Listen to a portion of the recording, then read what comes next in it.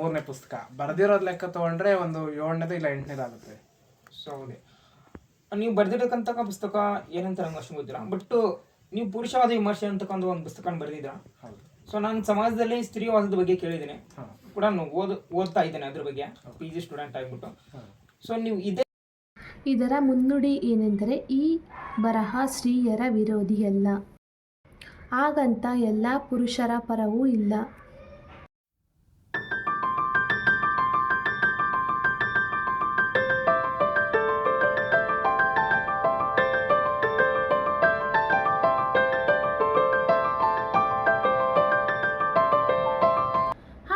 Welcome back to Nethan vlogs Kannada.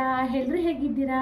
I hope ಎಲ್ಲರೂ ಚೆನ್ನಾಗಿದ್ದೀರಾ ಅಂತ ಭಾವಿಸ್ತೀನಿ. ನಾನು ಕೂಡ ತುಂಬಾ ಸೂಪರ್ ಆಗಿದ್ದೀನಿ. ಇನ್ನೂ ಯಾರಾದರೂ ನನ್ನ ಚಾನಲ್ನ ಹೊಸದಾಗಿ ನೋಡ್ತಾ ಇದ್ದರೆ ಪ್ಲೀಸ್ ಹೋಗಿ ಸಬ್ಸ್ಕ್ರೈಬ್ ಮಾಡ್ಕೊಂಡು ಬನ್ನಿ. ಹಾಗೆಯೇ ಪಕ್ಕದಲ್ಲಿರುವಂಥ ಬೆಲ್ ಐಕನ್ನ ಕ್ಲಿಕ್ ಮಾಡಿ ಆಲ್ ಅನ್ನೋ ಆಪ್ಷನನ್ನು ಸೆಲೆಕ್ಟ್ ಮಾಡಿದರೆ ನಾನು ಹಾಕುವಂತಹ ವಿಡಿಯೋ ನೋಟಿಫಿಕೇಶನ್ ಮೊದಲು ಬಂದು ಸೇರುತ್ತೆ. ಈ ವಿಡಿಯೋನ ಸ್ಕಿಪ್ ಮಾಡ್ದಲೇ ಕೊನೆ ತನಕ ನೋಡಿ, ಹೇಗಿದೆ ಅಂತ ಕಮೆಂಟ್ ಮಾಡಿ. ಹಾಗೆಯೇ ವಿಡಿಯೋ ನೋಡೋಕ್ಕಿಂತ ಮುಂಚೆ ಒಂದು ಲೈಕ್ ಕೊಟ್ಟು ನೋಡಿ ಅಂತ ಕೇಳ್ಕೊಳ್ತಾ ಇದ್ದೀನಿ. ನಾನಿವತ್ತು ಅತ್ಯಂತ ಪ್ರತಿಭಾವಂತ ವಿದ್ಯಾರ್ಥಿಯ ಬಗ್ಗೆ ನಿಮ್ಮೆಲ್ಲರಿಗೂ ಪರಿಚಯ ಮಾಡ್ಕೊಳ್ತೀನಿ, ಬನ್ನಿ. ಇವರು ಅತ್ಯಂತ ಚಿಕ್ಕ ವಯಸ್ಸಿಗೆ ತುಂಬಾ ಪುಸ್ತಕಗಳನ್ನು ಬರೆದಿದ್ದಾರೆ. ಅವರ ಬಗ್ಗೆ ನಿಮಗೆ ಪರಿಚಯನ ಮಾಡಿಸ್ಕೊಳ್ತೀನಿ, ಬನ್ನಿ. ರಾಮಕೃಷ್ಣ ಎನ್ ರವರು 4/12/2000 ಜನಿಸಿದರು. ಅವರ ತಂದೆಯ ಹೆಸರು ನರಸಿಂಹಯ್ಯ, ತಾಯಿ ನಾಗಲಕ್ಷ್ಮಮ್ಮ. ಅವರ ತಂದೆಗೆ 3 ಮಕ್ಕಳು, ಅಣ್ಣ ರಮೇಶ್ ಮತ್ತು ತಂಗಿ ಮಂಜುಳಾ ಅಂತ. ವಿಳಾಸ ಬಂದು ದೊಡ್ಡ ನರಸಯ್ಯನಪಾಳ್ಯ, ಬೆಂಗಳೂರು ಗ್ರಾಮಾಂತರ ಜಿಲ್ಲೆ, ದೊಡ್ಡಬಳ್ಳಾಪುರ ತಾಲೂಕು, ಸಾಸಲು ಹೋಬಳಿ. ಇವರ ವಿದ್ಯಾಭ್ಯಾಸ ಬಂದು ಪ್ರಸ್ತುತ ಬೆಂಗಳೂರು ಯೂನಿವರ್ಸಿಟಿಯ ಕನ್ನಡ ಅಧ್ಯಯನ ಕೇಂದ್ರದಲ್ಲಿ ಕನ್ನಡ MA ಓದುತ್ತಿದ್ದಾರೆ. 2025ರಲ್ಲಿ ಪುರುಷವಾದ ವಿಮರ್ಶೆ ಅನ್ನುವ ಪುಸ್ತಕವನ್ನು ಇವರು ಬರೆದಿದ್ದಾರೆ. ಇವರು 2022ರಲ್ಲಿ ಕರಾಳ ನೆನಪುಗಳು ಹಾಗೆ ನೆಲೆ ತಪ್ಪಿದ ಬಳ್ಳಿಗಳು ಎಂಬ 2 ಪುಸ್ತಕಗಳನ್ನು ಬರೆದಿದ್ದಾರೆ. ಇದು ಪುರುಷವಾದ ವಿಮರ್ಶೆ ಎನ್ನುವುದು ಇವರ 3ನೇ ಪುಸ್ತಕವಾಗಿದೆ. ಪುರುಷವಾದ ವಿಮರ್ಶೆಯನ್ನು ಯುವ ಸಾಹಿತಿ ರಾಮಕೃಷ್ಣ ಎನ್ ರವರು ಬರೆದಿದ್ದಾರೆ. ಈ ಬರಹ ಸುದ್ದಿಯಾಗದ ಗಂಡು ಧ್ವನಿಯಾಗಿದೆ. ಸ್ತ್ರೀಯರಿಗೆ ಸಮಸ್ಯೆಗಳಾದಾಗ ಪರಿಗಣಿಸುವ ಈ ಸಮಾಜ ಮತ್ತು ಕಾನೂನು ಯಾಕೆ ಪುರುಷರನ್ನು ಕಡೆಗಣಿಸಿದೆ? ಈ ಸಮಾಜದ ಪ್ರಕಾರ ಪುರುಷರಿಗೆ ಭಾವನೆಗಳಿಲ್ಲವೇ ಎಂಬ ಪ್ರಶ್ನೆಗಳನ್ನು ಈ ಬರಹ ನಮ್ಮ ಮುಂದಿಡುತ್ತದೆ. ಅಷ್ಟೇ ಅಲ್ಲ, ಪುರುಷ ಸ್ತ್ರೀಯಿಂದ ಮತ್ತು ಈ ಸಮಾಜದಿಂದ ಹೇಗೆಲ್ಲ ಮೋಸ ಹೋಗುತ್ತಾನೆ, ಕಾನೂನು ಸಹ ಪುರುಷನನ್ನು ಕಡೆಗಣಿಸಿದೆ ಎಂಬ ಸತ್ಯವನ್ನು ಕಥೆಗಳ ಮೂಲಕ ವಿಮರ್ಶೆ ಮಾಡಲಾಗಿದೆ.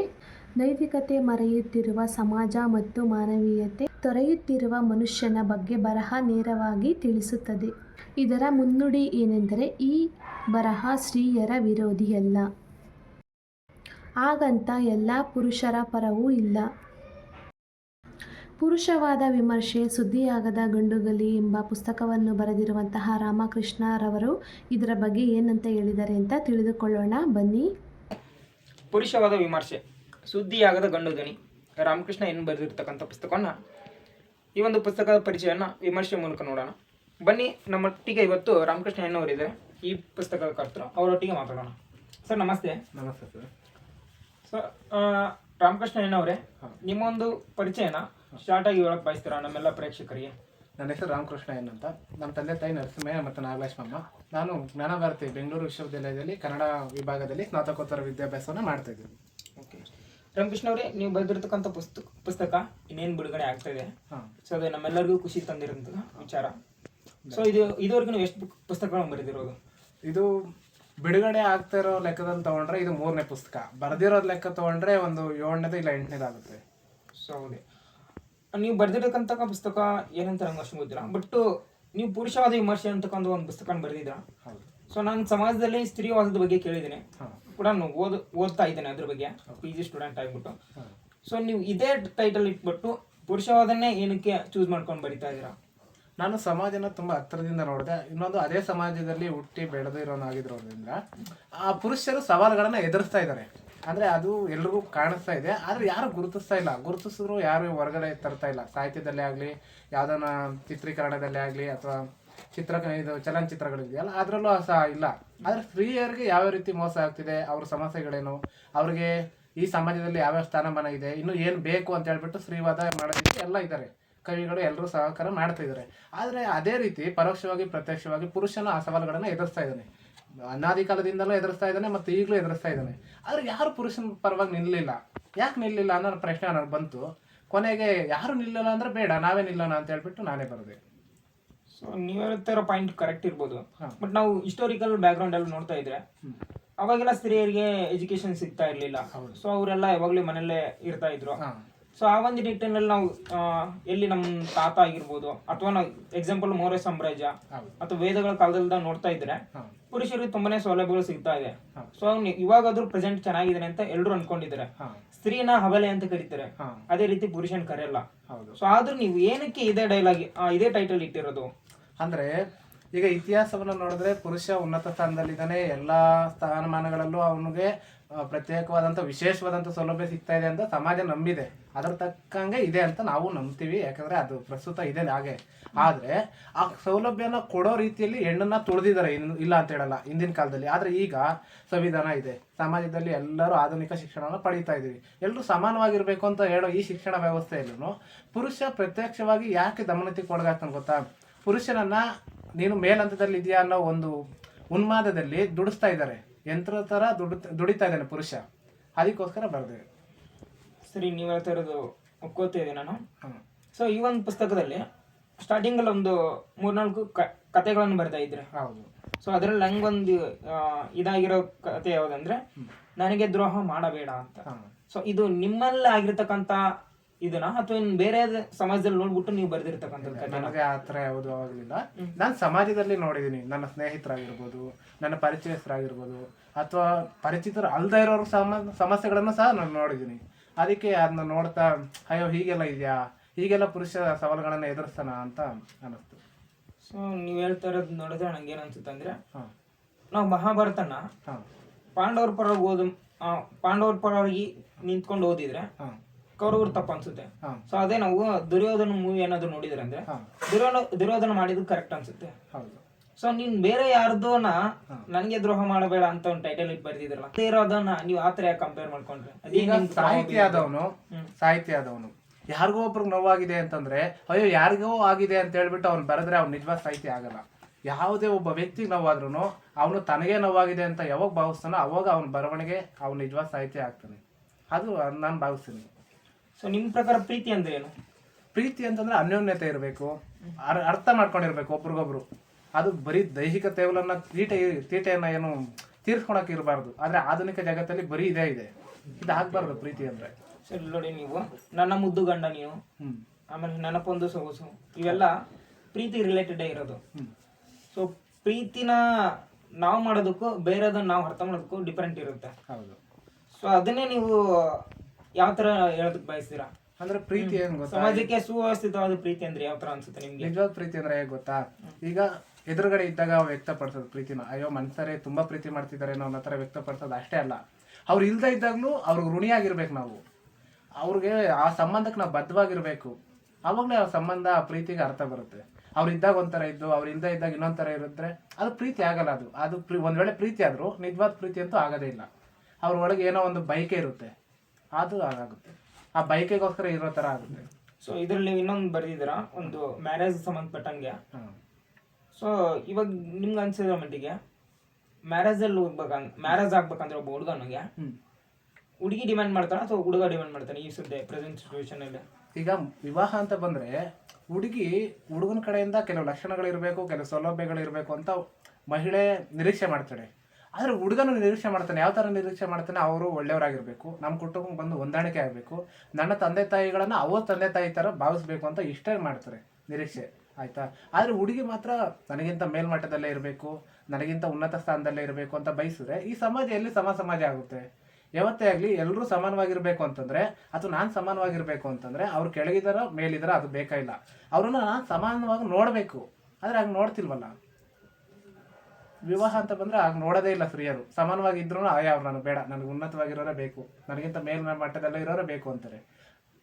ಸೊ ಹಾಗಾದ್ರೆ ನಿಮ್ ಪ್ರಕಾರ ಯಾವುದೇ ಒಂದು ಹುಡುಗಿ ಮದುವೆ ಆಗ್ಬೇಕಂದ್ರೆ ಅವಳು ತನ್ನ ಒಂದು ಬೇಡಿಕೆಗಳನ್ನ ಅಥವಾ ತನ್ನ ಒಂದು ಡಿಮ್ಯಾಂಡ್ ನೀಡೋದು ತಪ್ಪ ಅಂತ ಹೇಳ್ತಾ ಇದ್ದೀರಾ ನೀವು? ತಪ್ಪು ಅಂತ ಹೇಳ್ತಿಲ್ಲ. ಈಗ ನಾನು ಒಬ್ಬ ಹುಡುಗಿ ಆಗಿದ್ರೆ ನೀವೊಬ್ಬರು ಪುರುಷ ಆಗಿದ್ರೆ ನಾನು ನಿಮ್ಮಲ್ಲಿ ಬೇಡಿಕೆ ಇಡ್ತಾ ಇದ್ದೀನಿ ಅಂದ್ರೆ ಆ ಬೇಡಿಕೆಗೆ ಅರ್ಹ ನಾನು ಇದೀನಾ, ಅವ್ರಿಗೆ ನಾನು ಏನು ಬೇಡಿಕೆ ಇಡ್ತಾ ಇದೀನೋ ಅಂತಹದ್ದೇ ಬೇಡಿಕೆಗಳು ನನ್ನ ಹತ್ರ ಇದೆಯಾ, ಇದು ನೋಡ್ಕೋಬೇಕಲ್ವಾ ನಾವು. ಸೊ ನೀವ್ ಹೇಳ್ತಿರೋ ಪಾಯಿಂಟ್ ಕರೆಕ್ಟ್ ಇದೆ. ನಾವು ಇನ್ನೊಬ್ರಿಗೆ ಏನಾದ್ರು ಬೇಡಿಕೆ ಇಡ್ತೇವೆ ಅಂದ್ರೆ ಆ ಒಂದು ಯೋಗ್ಯತೆ ನಮ್ಮ ಹತ್ರ ಹೌದು ಇರ್ಬೇಕು ಅಂತ ನೀವ್ ಹೇಳ್ತಾ ಇರೋದು. ಹೌದು. ಈಗ ನನ್ನ ಹತ್ರ ಏನು ಇದೆ ನಿಮ್ಮ ಹತ್ರ ಇರಬೇಕು ಅಂತ ಬಯಸೋದು ಎಷ್ಟು ಮಟ್ಟಿಗೆ ಸರಿ ಅಲ್ವಾ? ಫಸ್ಟ್ ನಾವೇನೋ ಪಡಿಬೇಕಂದ್ರೆ ಆ ಯೋಗ್ಯತೆ ನಮ್ಮಲ್ಲಿ ಇರ್ಬೇಕು ಅಂತ ರಾಮಕೃಷ್ಣ ಅವ್ರು ಹೇಳ್ತಾ ಇದ್ರೆ. ಸೊ ನೀವ್ ಹೇಳ್ತಾ ಇರೋದು ಕರೆಕ್ಟ್ ಇದೆ. ಸೊ ನೀವು ನೋಡಿ ಇನ್ನೊಂದು ಪುರುಷವಾದ ವಿಮರ್ಶೆ ಅಂತ, ಅದು ಸುಮಾರು ದೃಷ್ಟಿಗಂತಗಳನ್ನೆಲ್ಲ ಕೊಡ್ತಾ ಹೋಗಿದ್ದೀರಾ. ಆಮೇಲೆ ಪ್ರೆಸೆಂಟ್ ಅಲ್ಲಿ ಹೇಳ್ಬೇಕಂದ್ರೆ ಈ ಏನು ಸ್ತ್ರೀಯರಿಗೆ ಲೈಂಗಿಕ ಅತ್ಯಾಚಾರ ಅವೆಲ್ಲ ನಡೀತಾ ಇದೆ. ಸೊ ಅದೆಲ್ಲ ಪುರುಷರಿಂದನೇ ಆಗ್ತಾ ಇರೋದು. ಅದು ಸ್ತ್ರೀಗೆ ಏನು ತೊಂದರೆ ಆಗಲ್ವಾ? ಸ್ತ್ರೀ ಸಮಾಜಕ್ಕೆ ಏನು ಸಮಸ್ಯೆ ಆಗಲ್ವಾ? ನೀವು ನೋಡಿ ಈಗ ಪುರುಷವಾದ ವಿಮರ್ಶೆ ಅಂತ ಬರೆದಿದ್ದೀರಾ, ಸುಮಾರು ಅತ್ಯಾಚಾರಗಳಾಗ್ತದೆ, ರೇಪ್ ಆಗ್ತದೆ. ಸೊ ಇದೆಲ್ಲ ಮತ್ತೆ ಸ್ತ್ರೀಯರಿಗೆ ನೆಗೆಟಿವ್ ಇಂಪ್ಯಾಕ್ಟ್ ಬೀಳೇ ಬೀಳುತ್ತಲ್ಲ ಸಮಾಜದಲ್ಲಿ. ಅಂತೆಲ್ಲ ಬೆಲೆಗೆ ಅಷ್ಟೊಂದು ಕಷ್ಟ ಆದ್ರೂ ನೀವು ಪುರುಷವಾದ ವಿಮರ್ಶೆ ಅಂತಾನೆ ಸುದ್ದಿ ಆಗದ ಗಂಡು ಧ್ವನಿ ಅಂತನ ಬರಿತಾ ಇದೀರಾ. ಸೊ ಇದಕ್ಕೇನು ಬಯಸ್ತೀರಾ? ಏನ್ ಗೊತ್ತಾ, ಒಂದು ಸಮಾಜ ಅಂತ ನೋಡಿದ್ರೆ ಕೆಲವು ಕಡೆ ಕೆಟ್ಟದ್ದು ಆಗುತ್ತೆ, ಕೆಲವು ಕಡೆ ಒಳ್ಳೇದು ಆಗುತ್ತೆ. ಈಗ ಯಾರಿಗೋ ಕೆಟ್ಟದ್ದಾಗ್ತಿದೆ ಅಂತ ಹೇಳಿ ಇಡೀ ಪುರುಷ ಸಮುದಾಯವನ್ನೇ ಅದು ಕೆಟ್ಟವರು ಅಂತ ದೂರ ತಪ್ಪಲ್ವಾ? ಯಾರೋ ಕೆಲವ್ರು ಮಾಡೋ ತಪ್ಪಿಗೆ ಇಡೀ ಸಮುದಾಯವನ್ನೇ ಪುರುಷ ಸಮುದಾಯನೇ ಸರಿ ಇಲ್ಲ ಅನ್ನೋದು ತಪ್ಪು ಆಯ್ತಾ. ಅದಕ್ಕೋಸ್ಕರ ಅಷ್ಟೇ. ಇನ್ನೊಂದು, ಈ ಮಹಿಳೆಯರಿಗೆ ಅತ್ಯಾಚಾರಗಳಾಗ್ತಿದೆ, ಇನ್ನೂ ಕೆಲವು ಕಡೆ ಬೆಳಕಿಗೆ ಬಂದಿಲ್ಲ, ಅವ್ರಿಗೆ ಬೇಕಾಗಿರೋಂಥ ಸೌಲಭ್ಯಗಳು ಸಿಗ್ತಾ ಇಲ್ಲ. ಅದೆಲ್ಲ ನಾನು ಕಣ್ಣಾರೆ ನೋಡಿದ್ದೀನಿ. ಸಿಕ್ಕಿರೋ ಕಡೆ ದುರುಪಯೋಗ ಪಡಿಸ್ಕೊತಾ ಇದ್ದಾರೆ, ಅದು ತಪ್ಪಲ್ವಾ? ಕೊಡದೇ ಇರೋದು ಎಷ್ಟು ತಪ್ಪು ಸೌಲಭ್ಯಗಳು, ಕೊಟ್ಟಿರೋ ಸೌಲಭ್ಯಗಳನ್ನ ದುರುಪಯೋಗ ಪಡಿಸ್ಕೊಳ್ಳೋದು ಮಹಾ ದುರಂತ ಅದು. ಅದು ಕರೆಕ್ಟ್. ನೀವು ಈ ಬುಕ್ದಲ್ಲಿ ತುಂಬಾ ಬಿಂಬಿಸ್ತಾ ಇದ್ದೀರಾ. ಒಂದು ಕುಟುಂಬನ ಪುರುಷ ಅಷ್ಟು ನಿಭಾಯಿಸ್ಬೇಕು, ಸ್ತ್ರೀಯು ಅಷ್ಟು ನಿಭಾಯಿಸ್ಬೇಕು ಅಂತ ಹೇಳ್ತಿದ್ದಾರೆ. ಬಟ್ ಆದ್ರೆ ಕುಟುಂಬದ ಸಂಪೂರ್ಣ ಜವಾಬ್ದಾರಿಯನ್ನ ಪುರುಷನೇ ಹೊತ್ತು ನಿಭಾಯಿಸ್ಬೇಕಂತ ಸಮಾಜ ಹೇಳ್ತಾ ಇದೆ. ಅದಕ್ಕೆ ನೀವೇನ್ ಹೇಳ್ತೀರಾ? ಅದು ಅವ್ನಿಗೆ ಹೊರೆ ಆಗುತ್ತೆ, ತುಂಬಾ ಹೊರೆ ಆಗುತ್ತೆ. ಇದೇನಕ್ಕೆ ಹೊರೆ ಆಗುತ್ತೆ? ಈ ಪುರುಷ ಇರೋದೇ ಸಮಾಜದಲ್ಲಿ ತನ್ನ ಒಂದು ಕುಟುಂಬನ ತಾನೇ ನಿಭಾಯಿಸ್ಕೊಂಡು ಹೋಗ್ಬೇಕು. ಸ್ತ್ರೀ ಆದವಳು ಕುಟುಂಬದ ಒಳಗೆ ತನ್ನೆಲ್ಲಾ ಕರ್ತವ್ಯಗಳನ್ನು, ಮಕ್ಕಳನ್ನ ಇರೋದಾಗಿರ್ಬೋದು, ಬಂಧು ಮಿತ್ರರನ್ನ ಅಪ್ಕೊಳ್ಳೋದಾಗಿರ್ಬೋದು, ಮನೇಲಿ ಎಲ್ಲ ಇಂತಜಾಮ ಮಾಡಿದಿರೋದು, ಅದೆಲ್ಲ ಸ್ತ್ರೀಯ ಕೆಲಸ ಇದ್ದೇ ಇರುತ್ತೆ. ಬಟ್ ಆದ್ರೆ ಅದಕ್ಕೆ ಪೂರಕವಾಗಿರುವಂತ ಕೆಲಸ ಆಗಿರೋದು. ಫಾರ್ ಎಕ್ಸಾಂಪಲ್ ಹೇಳ್ಬೇಕಂದ್ರೆ ಮನೇಲಿ ಸ್ತ್ರೀ ಇದ್ದು ಎಲ್ಲ ನೋಡ್ಕೊಳ್ಬೇಕಂದ್ರೆ ಆರ್ಥಿಕವಾಗಿ ದುಡ್ಡು ಬೇಕಾಗುತ್ತೆ. ಆ ದುಡ್ಡು ನಾವು ಪುರುಷನೇ ತಂದು ಕೊಡ್ಬೇಕು. ಅದನ್ನು ಕೂಡ ನೀವು ಸ್ತ್ರೀಯನ್ನೇ ದುಡಿಬೇಕಂತ ಬಯಸ್ತಾ ಇದ್ದೀರಾ. ಸೊ ಅದೇನಕ್ಕೆ? ಯಾಕೆ ಅಂದ್ರೆ ಈಗ ಸ್ತ್ರೀ ಆಗಿರ್ಲಿ ಪುರುಷ ಆಗಿರ್ಲಿ ಆರ್ಥಿಕವಾಗಿ ಆದಾಯ ಇದ್ದಾಗ ಅಷ್ಟೇ ಸಮಾಜ ಅವ್ರನ್ನ ಪರಿಗಣಿಸುತ್ತೆ. ಅವರು ಇದಾರೆ, ಇವರು ನಮ್ಮ ಜೊತೆ ಇದಾರೆ ಅನ್ಕೊಳುತ್ತೆ. ಇಲ್ಲ ಅಂತಂದ್ರೆ ಆ ಪಕ್ಕದಲ್ಲೇ ಇದ್ರು ನಮ್ಮನ್ನ ಪರಿಗಣಿಸಲ್ಲ ಸಮಾಜ. ಆ ಜನ ಎಲ್ಲರೂ ಅಷ್ಟೇ. ಈಗ ಸ್ತ್ರೀ ನಾನು ಸಮಾನವಾಗಿ ಆಗ್ಬೇಕು ಅಂತ ಅಂದ್ಬಿಟ್ರೆ ಸುಮ್ಮನೆ ಸಮಾನತೆ ಬರೋದಿಲ್ಲ. ಅವರು ಸ್ವಲ್ಪ ಕಷ್ಟಪಡ್ಬೇಕಾಗುತ್ತೆ, ಕೆಲಸನೂ ಮಾಡ್ಬೇಕಾಗುತ್ತೆ. ಇಲ್ಲ ಅಂತ ಹೇಳಲ್ಲ, ಅವ್ರಿಗೆ ದೌರ್ಬಲ್ಯತೆ ಇದೆ ಇಲ್ಲ ಅಂತ ಹೇಳಲ್ಲ. ಅವರು ಎಲ್ಲ ಪುರುಷನ ಥರನೇ ಎಲ್ಲ ರೀತಿ ದೈಹಿಕವಾಗಿ ಶಕ್ತಿವಂತರು ಅಂತ ನಾ ಹೇಳಲ್ಲ. ಆದ್ರೆ ಅವ್ರು ಸಮಾನವಾಗಿ ಬರದೇ ಇದ್ರು ತಕ್ಕ ಮಟ್ಟಿಗಾದ್ರೂ ಬರ್ಬೋದಲ್ವಾ ಅನ್ನೋದು ನನ್ನ ಆಲೋಚನೆ. ಬಟ್ ಆದ್ರೆ ಉದ್ಯೋಗ ಪುರುಷ ಲಕ್ಷಣ ಅಂತ ಅದು ತಪ್ಪದು. ಅದು ಹಿಂದಿನ ಕಾಲ ಸರಿ ಇರ್ಬೋದು, ಆದ್ರೆ ಈ ಕಾಲಕ್ಕಲ್ಲ. ಯಾಕಂದ್ರೆ ಈ ಕಾಲ ಎಲ್ರಿಗೂ ಸಮಾನವಾಗಿ ನೋಡ್ಬೇಕು ಅಂತ ಇದೆ. ಸಮಾನವಾಗಿ ನೋಡ್ಬೇಕು ಅಂತ ಹೇಳ್ಬಿಟ್ಟು ಆ ಹಳೆ ಕಾಲದ ತಗೊಬಂದು ಈಗಲೂ ಆಗ್ತಾ ಇದ್ರೆ ಹೇಗೆ? ಸೊ ಪುರುಷನಿಗೂ ಭಾವನೆಗಳು ಇರುತ್ತೆ ಅಂತ ವ್ಯಕ್ತಪಡಿಸಿದ್ರ. ಭಾವನೆಗಳನ್ನ ಯಾವ ತರ ಎಲ್ಲ ವ್ಯಕ್ತಪಡಿಸ್ತಾನೆ ಪುರುಷ? ಫಾರ್ ಎಕ್ಸಾಂಪಲ್ ನೋಡ್ಬೇಕು, ಇವಾಗ ನಾವು ಒಂದು ಹೇಳ್ತಾ ಇಲ್ಲ, ಸಮಾಜದಲ್ಲಿ ಅವನು ಒಂಥರ ಕಠೋರ ರೀತಿ ವರ್ತಿಸ್ತಾನೆ, ಕಠೋರವಾಗಿ ಇರಕ್ ಟ್ರೈ ಮಾಡ್ತಾನೆ. ಅವ್ನು ಇರಕ್ ಟ್ರೈ ಮಾಡ್ತಾನಂತಲ್ಲ, ಬಟ್ ಅದು ಇರೋದೇ ಹಂಗೆ ಆಗ್ತಾ ಇದೆ ಗಂಡ್ ಮಕ್ಳು ಅಂದ್ಮೇಲೆ. ಪುರುಷನ ಒಂದು ಹುಟ್ಟುಗಳೇನೆ ಆತರ ಬರ್ತಾ ಇದೆ. ಸೊ ಅದನ್ನ ನೀವು ತಪ್ಪು, ಅವನಿಗೆ ಭಾವನೆಗಳು ಇದೆ ಅಂತೆಲ್ಲ ಹೇಳಿಸ್ತಾ ಇದ್ದೀರಾ. ಸೊ ಅದು ಏಕೆ? ಇದು ಹುಟ್ಟುಗುಣನೇ ಹಾಗೆ ಬಂದಿದೆ ಅಂದ್ರೆ ಖಂಡಿತ ತಪ್ಪದು. ಯಾಕೆಂದ್ರೆ ಮಕ್ಳಿದ್ದಾಗ ಅವ್ರಿಗೆ ಏನೋ ಗೊತ್ತಿರಲ್ಲ, ಮುಗ್ದ್ರವ್ರು. ಅವ್ರನ್ನ ಬೆಳೆಸ್ಬೇಕಾದ್ರೆ ಆ ಸಮಾಜ ಆಗಿ ಮಾಡುತ್ತೆ. ಅವ್ರ ತಂದೆ ತಾಯಿ ಆಗಿರ್ಬೋದು, ಅವರು ನೆರೆಹೊರೆಯರಾಗಿರ್ಬೋದು, ಅವ್ರ ಸ್ನೇಹಿತರಾಗಿರ್ಬೋದು, ಅವರು ಬೆಳೆಸ್ತಾರೆ ಹಾಗೆ. ಸ್ತ್ರೀ ಹೀಗೆ ಇರಬೇಕು ಅಂತ ಹೇಳ್ಬಿಟ್ಟು ಈ ಸಮಾಜ ಕಟ್ಪಾಡನ್ನು ಇಟ್ಟಿದೆಯೋ ಹಾಗೆ ಪುರುಷನು ಅಷ್ಟೇ ಹೀಗೆ ಬಂಡತನದಿಂದನೇ ಬದುಕಬೇಕು ಅಂತ ಇಟ್ಬಿಟ್ಟಿದೆ. ಈ ಕವಿಗಳು ಹಾಗೆ ಸ್ತ್ರೀ ಸೌಂದರ್ಯವನ್ನ ತುಂಬಾ ಹೊಗಳ್ತಾರೆ, ಪುರುಷರ ಸೌಂದರ್ಯವನ್ನ ಕಡೆಗಣಿಸ್ತಾರೆ. ಆಗ ನಮ್ಮಲ್ಲಿ ಏನಾಗ್ಬಿಡುತ್ತೆ, ಆಳವಾಗಿ ಬೇರೂರ್ಕೊಬಿಡುತ್ತೆ ತಲೆಯಲ್ಲಿ. ಓ, ಸೌಂದರ್ಯ ಅಂತಂದ್ರೆ ಸ್ತ್ರೀಗೆ ಅಷ್ಟೇ ಸೀಮಿತ, ಪುರುಷನಿಗಿಲ್ಲ ಈ ತರ. ಹಾಗೆ ಪುರುಷರು ಅಷ್ಟೇ, ಓ ಇವರು ಬಂಡತನದಿಂದನೇ ಬಲ್ಬೇಕು, ಬಂಡತನದಿಂದನೇ ಬದುಕಬೇಕು, ಧೈರ್ಯಶಾಲಿಂದನೇ ಬದುಕಬೇಕು, ಸ್ತ್ರೀ ಭಯದಿಂದನೇ ಬದುಕಬೇಕು, ಈ ಸಮಾಜ ಅವ್ರಿಗೇನೋ ಕೆಟ್ಟದ್ದು ಮಾಡ್ಬಿಡುತ್ತೆ ಅನ್ನೋ ಎಚ್ಚರಿಕೆಯಲ್ಲೇ ಬದುಕಬೇಕು ಅಂತ ಹೇಳ್ಬಿಟ್ಟು ಈ ಸಮಾಜ ಹಂಗೆ ಬಿಂಬಿಸ್ಬಿಟ್ಟಿದೆ ಅಷ್ಟೇ. ಸೊ ನೀವು ಸ್ತ್ರೀಯನ್ನ ಸೌಂದರ್ಯಕ್ಕೋಲಿಸ್ತಾ ಇದ್ದೀರ ಅಂದಾಗ ನಾವು ಒಂದು ಪಾಯಿಂಟ್ ನೆನಪಾಯ್ತು. ನಮ್ಮ ಸಮಾಜದಲ್ಲಿ ಪ್ರಕೃತಿಯನ್ನು ಹೆಣ್ಣಿಗೆ ಹೋಲಿಸ್ತಾರೆ. ಇವನ್ ಭೂತಾಯಿನ ಕೂಡ ಭಾರತ ಮಾತೆ ಅಂತ ಹೇಳ್ತಾರೆ, ಕರ್ನಾಟಕನ ಕನ್ನಡಾಂಬೆ ಅಂತ ಹೇಳ್ತಾರೆ. ಅಂದ್ರೆ ತಾಯಿಗೆ ಹೋಲಿಕೆ ಮಾಡಕ್ ಟ್ರೈ ಮಾಡ್ತಾರೆ. ಆಮೇಲೆ ಇವನ್ ಏನಂದ್ರೆ ಇವನ್ ನಮ್ ಭೂಮಿ ಮೇಲೆ ಹರಿತಕ್ಕಂತ ನದಿ ಕೂಡ ಹೆಣ್ಣಿನ ಹೆಸರು ಇಟ್ಟಿರ್ತಾರೆ. ಫಾರ್ ಎಕ್ಸಾಂಪಲ್ ಕಾವೇರಿ ಆಗಿರ್ಬೋದು, ಗೋದಾವರಿ ಆಗಿರ್ಬೋದು, ಕೃಷ್ಣೆ ಆಗಿರ್ಬೋದು, ಈ ತರ. ಸೊ ಅದನ್ನ ಎಲ್ರು ಹೆಣ್ಣನ್ನ ತಾಯಿ ಅಂತ ಪ್ರತಿಬಿಂಬಿಸ್ತಾರೆ. ಹೌದು. ಸೊ ಅದನ್ನ ನಾವು ಸೌಂದರ್ಯ ಹೋಲಿಸೋದು ತಪ್ಪೇನಿಲ್ಲ ಅಂತ ನನ್ನ ಅಭಿಪ್ರಾಯ. ಅಲ್ಲ, ತಪ್ಪೇನಿಲ್ಲ, ಸೌಂದರ್ಯ ಹೋಲಿಸೋದು ತಪ್ಪೇನಿಲ್ಲ. ಇನ್ನೊಂದು ಎಲ್ಲಾ ವಿಷಯಗಳನ್ನ ತಾಯಿ ಹೋಲಿಕೆ ಮಾಡೋದು ತುಂಬಾ ಇಷ್ಟವಾದಂತ ವಿಚಾರ. ಇನ್ನೊಂದು ಒಪ್ಲೇಬೇಕಾಗಿರುತ್ತೆ. ಯಾಕೆಂತಂದ್ರೆ ಅಂತ ಹೃದಯ ಆ ಹೆಣ್ಣಲ್ಲಿ ಇರುತ್ತೆ. ಆದ್ರೆ ಸೌಂದರ್ಯ ಹೆಣ್ಣಿಗೆ ಮಾತ್ರ ಸೀಮಿತ ಅನ್ನೋದು ತಪ್ಪಲ್ವಾ? ಈ ಜಗತ್ತು ಹಾಗೆ ಇದೆ. ಹೆಣ್ಮಕ್ಳು ನೋಡಿದ್ರೆ ಏನೋ ಭಾವನೆಗಳು ಬಂದ್ಬಿಡುತ್ತೆ ಅಂತ ನಾವು ಅನ್ಕೊಂತೀವಿ. ಆದ್ರೆ ಅವ್ರಿಗೂ ಭಾವನೆಗಳು ಬರುತ್ತೆ. ನಾನು ತುಂಬಾ ಜನ ಕೇಳ್ಪಟ್ಟಿದ್ದೀನಿ, ಅವ್ರಿಗೂ ಬರುತ್ತೆ. ಆದ್ರೆ ಅವ್ರ ಭಾವನೆಗಳನ್ನ ಯಾಕೆ ಕಡೆಗಣಿಸಿದ್ದು? ನಮ್ಮ ಭಾವನೆಗಳು ನಾವು ಹೊರ ವ್ಯಕ್ತಪಡಿಸ್ತೀವಿ ಸಡನ್ ಆಗಿ. ಆದರೆ ಏನಾದರೂ ಒಂದು ಭಾವನೆ ಬಂದರೆ ತಕ್ಷಣವಾಗಿ ಹೊರ ಹಾಕ್ಬಿಡ್ತೀವಿ. ಆದರೆ ಹೆಣ್ಮಕ್ಳಿಗೆ ಅವರು ಏನೇ ಭಾವನೆ ಬಂದರೂ ಅವ್ರು ಬೇಗ ಹೊರಗೆ ಹಾಕೋದಿಲ್ಲ. ಅದಕ್ಕೋಸ್ಕರ ಯಾರು ಅದನ್ನ ಪ್ರಚಾರ ಮಾಡೋದಿಲ್ಲ. ಸೊ ಈ ಒಂದು ಬುಕ್ದಲ್ಲಿ ನೀವು ಲಾಸ್ಟಲ್ಲಿ ಒಂದು 7ರಿಂದ 8 ಕ್ವಶನ್ ಹಾಕಿದ್ದೀರಾ. ಸೊ ಅದರಲ್ಲಿ ಒಂದು ಕ್ವಶನ್ ಇಲ್ಲಿ, ಪುರುಷನಿಗೆ ಜವಾಬ್ದಾರಿ ಇರಬೇಕು, ಜವಾಬ್ದಾರಿ ಇಲ್ಲದ ಪುರುಷ ಜೀವಂತ ಶವದಂತೆ ಅಂತ ಟೈಟಲ್ ಹಾಕಿದ್ರ. ಇದೇ ನೀವು ಸಮಾಜ ಕ್ವಶನ್ ಮಾಡ್ತಾ ಇದ್ದೀರಾ ಅಥವಾ ಅದನ್ನ ಎಕ್ಸ್ಪ್ಲೇನ್ ಮಾಡಿ ಹೇಳ್ತಾ ಇದ್ದೀರಾ ಅಂತ? ವಿವರನ ಕೊಡ್ತಾ ಇದ್ದೀನಿ, ಪ್ರಶ್ನೆನ ಮಾಡ್ತಾ ಇದ್ದೀನಿ. ಈಗ ಎಷ್ಟೋ ಜನ ಪುರುಷರಿಗೆ ಜವಾಬ್ದಾರಿ ಅನ್ನೋ ಹೆಸರಲ್ಲಿ ದುಡಿಸ್ತಾ ಇದ್ದಾರೆ. ಆಗ್ಲೂ ರಾತ್ರಿ ಕಷ್ಟಪಟ್ಟು ದುಡಿತಾ ಇದ್ದಾರೆ. ಮನೆಗೆ ಬಂದ್ರೆ ಎಷ್ಟೋ ಜನರ ಮನೆಯಲ್ಲಿ ನೆಮ್ಮದಿ ಇರೋದಿಲ್ಲ. ಅವ್ರಿಗೆ ಅತಿಯಾದಂಥ ಬಯಕೆಗಳನ್ನ ಪುರುಷರ ಮುಂದೆ ಇಟ್ಬಿಟ್ಟು ಅವನು ಈಡೇರಿಸ್ಬೇಕು ಅಂತಂದ್ರೆ ಅದು ತಪ್ಪಲ್ವಾ? ಮನೆಯವ್ರ ಎಲ್ಲರ ಬಯಕೆಗಳನ್ನು ಪುರುಷ ಈಡೇರಿಸ್ತಾ ಹೋದ್ರೆ ಅವನ ಬದುಕು ಏನಾಗಬೇಕು? ಆಯ್ತು, ಅವ್ರ ಬಯಕೆಗಳು ಇರ್ಲಿ, ಈಡೇರಿಸೋಣ. ಆದ್ರೆ ಅತಿ ಬಯಕೆಗಳು ಯಾಕೆ? ಎಲ್ಲ ಅವನಿಂದನೇ ಆಗ್ಬೇಕು ಅಂದ್ರೆ ಸೊ ಬಯಕೆಗಳು ಬೇಕು, ಅದು ಅತಿ ಆಗಿರಬಾರ್ದು ಅಂತ ನಿಮ್ಮ ಅನಿಸಿಕೆ. ಹೌದು, ಸರಿ, ಓಕೆ. ಇಲ್ಲಿ ಇನ್ನೊಂದು ಕ್ವಶನ್ ಇದೆ, ಪುರುಷ ತನ್ನ ಸಮಸ್ಯೆಗಳನ್ನು ಪರಿಹರಿಸಿಕೊಳ್ಳಲು ಇತರರನ್ನು ಅವಲಂಬಿಸಬಾರದು ಅಂತ ನೀವು ಕೊಟ್ಟಿದ್ದೀರಾ. ಸೊ ಪುರುಷ ಯಾವಾಗ್ಲೂ ಇನ್ನೊಬ್ರ ಮೇಲೆ ಡಿಪೆಂಡ್ ಆಗೇ ಇದೆ. ಫಾರ್ ಎಕ್ಸಾಂಪಲ್, ಪ್ರತಿಯೊಬ್ಬ ಪುರುಷನಿಗೂ ಅವನ ಗೆಲುವಿಗೆ ಒಂದಲ್ಲ ಒಂದು ಹೆಣ್ಣು ಇದ್ದೇ ಇರ್ತಾಳೆ. ಸೊ ಹಂಗೆ ಒಬ್ಬ ಮಗು ಇದ್ದಾಗ ತಾಯಿಯಾಗಿ ಸಪೋರ್ಟ್ ಮಾಡ್ತಾಳೆ, ಅವ್ನ ಮದುವೆ ಆದಾಗ ಹೆಂಡತಿಯಾಗಿ ಸಪೋರ್ಟ್ ಮಾಡ್ತಿರ್ತಾಳೆ ಹೆಣ್ಣು. ಹಂಗೆ ಒಬ್ಬ ಬಾಲ್ಯದಲ್ಲಿರ್ಬೇಕಾದ್ರೆ ಅಕ್ಕನೋ ತಂಗಿ ಇದ್ದು ಸಪೋರ್ಟ್ ಮಾಡ್ತಾಳೆ. ಅದೇ ಅವ್ನ ಯುವಕನ ಹಂತದಲ್ಲಿರುವಾಗ ಒಬ್ಬ ಯುವತಿ ಅವನಿಗೆ ಗೆಳತಿ ಆಗಿರ್ತಾಳೆ.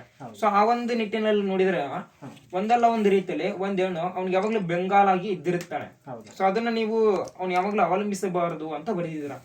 ಸೊ ಅದೇನಕ್ಕೆ? ಇದು ಈ ಸಮಾಜನ ಹತ್ರದಿಂದ ನೋಡಿದಾಗ ಹೇಗಿತ್ತು ಅಂತಂದ್ರೆ, ಅದು ನಿಜ, ನೀವ್ ಹೇಳಿದ್ರಲ್ವಾ, ಅದು ಖಂಡಿತ ಸತ್ಯ, 100ಕ್ಕೆ 100 ಸತ್ಯ. ಆದ್ರೆ ಈ ಸಮಾಜ ಹೇಗೆ ನೋಡುತ್ತೆ, ಅವನ ಸಮಸ್ಯೆ ಬಂದಿರುತ್ತಲ್ವಾ, ಅವಾಗ ಅವಲಂಬಿಸಬಾರ್ದು ಅಂತ ಹೇಳಿರುತ್ತೆ. ಅದು ತಪ್ಪಲ್ವಾ? ಯಾಕೆಂದ್ರೆ ಈ ಸಮಾಜ ಅಂದ್ಮೇಲೆ ಪುರುಷ ಮತ್ತೆ ಸ್ತ್ರೀ ಇಬ್ಬರಿಗೂ ಸಮಸ್ಯೆಗಳು ಬರ್ತಾನೆ ಇರುತ್ತೆ. ಆ ಸಮಸ್ಯೆಗಳನ್ನ ಎಲ್ಲಾನು ಪುರುಷ ಒಬ್ಬನೇ ನಿರ್ವಹಿಸೋಕ್ಕಾಗಲ್ಲ. ಅದಕ್ಕೆ ಬೇರೆಯವ್ರ ಸಹಕಾರ ಬೇಕಾಗುತ್ತೆ, ಸಹಾಯನೂ ಬೇಕಾಗುತ್ತೆ. ಅದು ಪುರುಷ ಆಗಿರ್ಬೋದು, ಸ್ತ್ರೀ ಆಗಿರ್ಬೋದು, ಬೇಕಾಗುತ್ತೆ. ಅದು ಸಮಾಜನ ನೋಡಿ ಆ ರೀತಿ ಬರೆದಿದ್ದು. ಸೊ ಇನ್ನೊಂದು ಬರೆದಿದ್ದೀರಾ, ಪುರುಷನಿಗೆ ಕ್ಷಮಿಸುವ ಗುಣ ಇರಬೇಕು ಅಂತ.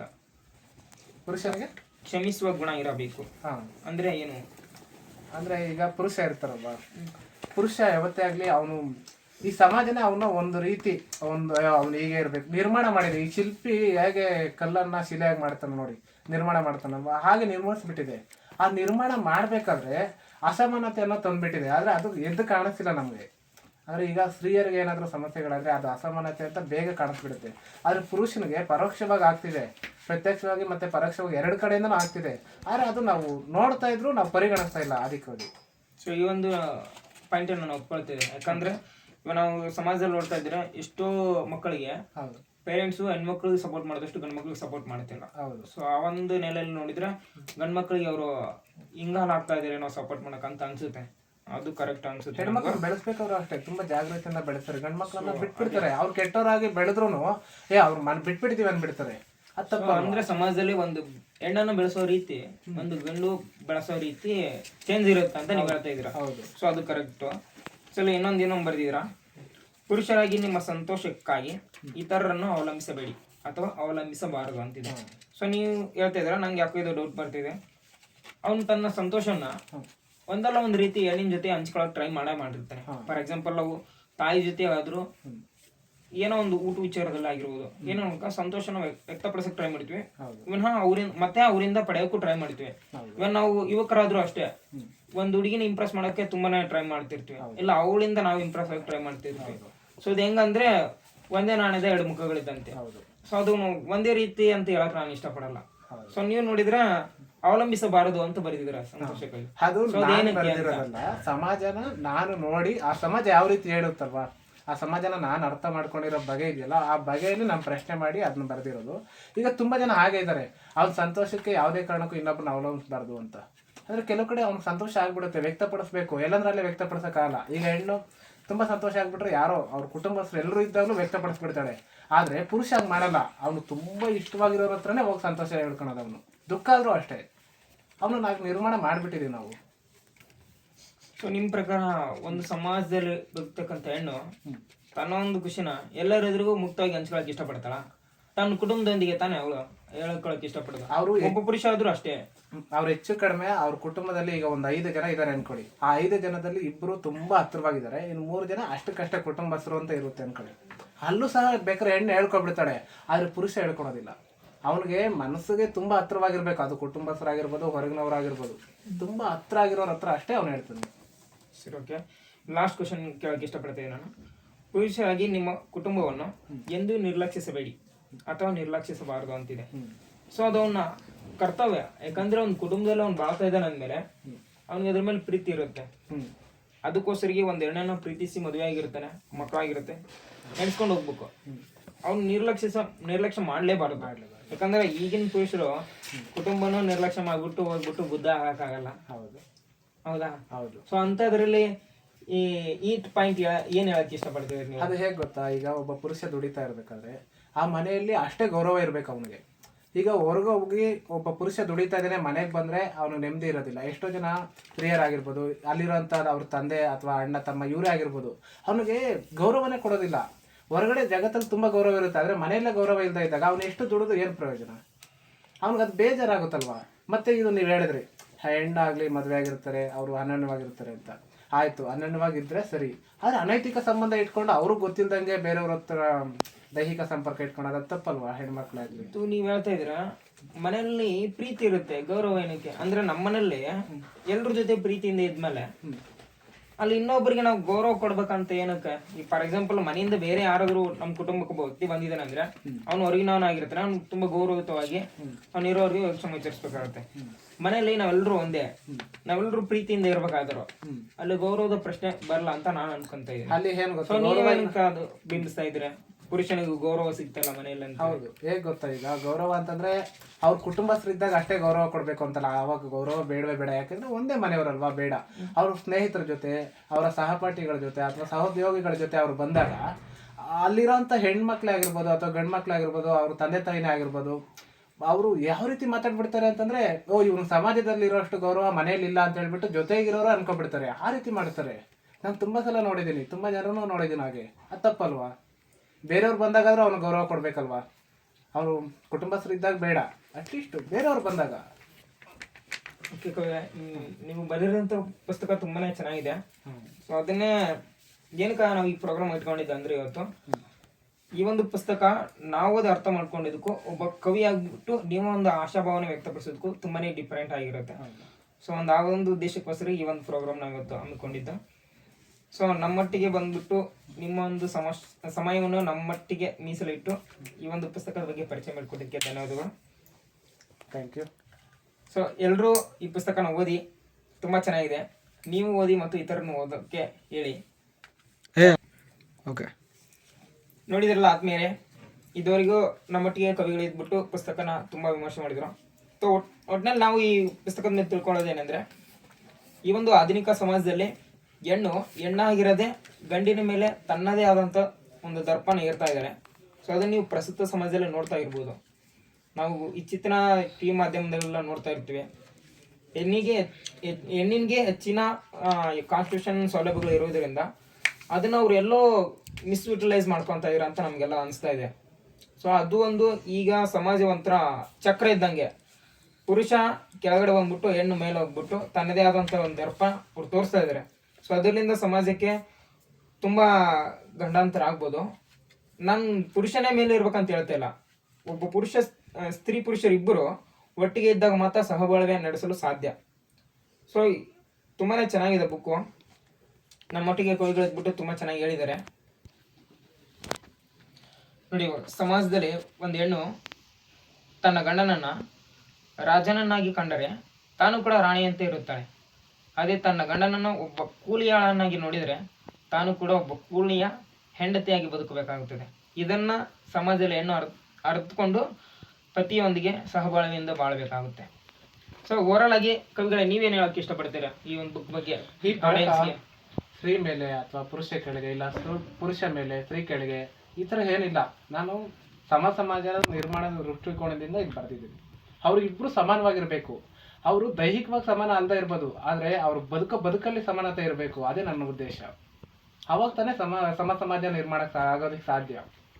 ಅದಕ್ಕೋಸ್ಕರ ಸೊ ಒಟ್ಟಿನಲ್ಲಿ ಒಂದೇ ಮಾತು ಹೇಳ್ಬೇಕಂದ್ರೆ ಸ್ತ್ರೀ ಪುರುಷರಿಬ್ಬರು ಪ್ರೀತಿಯಿಂದ ಸಹಬಾಳ್ವೆ ನಡೆಸಬೇಕು. ಹೌದು, ಅವಾಗ ಮಾತ್ರ ಒಳ್ಳೆಯ ಉತ್ತಮ ಸಮಾಜ ನಾವು ನಿರ್ಮಾಣ ಆಗೋಕ್ಕೆ ಸಾಧ್ಯ ಅಂತ ನೀವು ಹೇಳ್ತಿದ್ರೆ.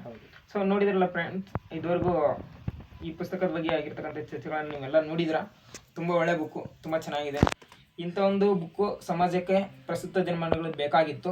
ಆ ಒಂದು ಬುಕ್ಕನ್ನು ಕೊಡೋಕ್ಕೆ ಕವಿಗಳು ತುಂಬಾನೇ ಸಾಹಸ ಪಟ್ಟಿದ್ದಾರೆ. ಧನ್ಯವಾದಗಳು ಕವಿಗಳೇ ನಿಮಗೆ.